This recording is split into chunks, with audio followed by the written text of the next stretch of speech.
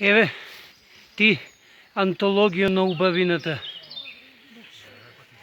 Понекогаш треба да одберете место каде што ќе запрете со вашиот здив, воздив, со вашиот стих напишан и ќе создадете вечност.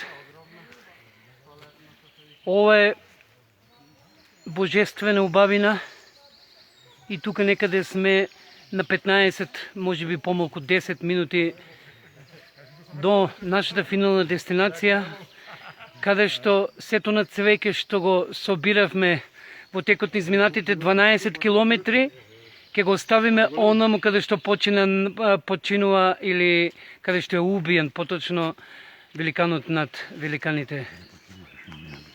Коста Солев Рацин. Како и да е, јас сум вообичаено последен во групата, не заради тоа што не можам да одам, туку заради тоа што сум одлучил да уживам малку повеќе од сите други. Јас заради тоа што не можам да одам. Ете, така има некои заради тоа што не може да одат, па се последни во групата. И тука настапуваме ние, кои што сме малку повеќе спремни, па ги куражиме овие кои што не можат. Едно тони кои што не можат, ево овој млад господин, кој што мораме да го доближиме во зум кадар. Еден од оние кои што не можат, или можат малку помалку од нас кои што можеме здравоживо. Ете така, овој човекот кој што инаку се препорачи како би рекол, се преплати да трча на 21 км, ама се уште тешко му оди одењето низ планина. Тоа е парадоксот на модерното време.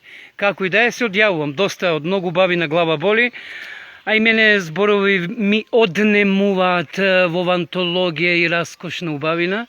Јас се подготвувам да ви кажем искрено да рецитирам понекој стих од Рацин, главнината ја забори во комбето, но она мало ресто е депонирано во сивата маса. Како и да е, се надевам дека од сивата маса ќе избликне и ќе воскликне во најубав збор и ќе успеам да му се поклонам на великанот. Како и да е, од мене толку, јас сум Игор Смилев, чао. Поздрав до еколошката групација Green Power и со воздишки и кондензиран воздив ќе ги изодиме последните 500 метри. Толку. Чао. Поздрав до сите. Чувајте се и љубете се заради тоа што се на светот што ни останува и љубовта.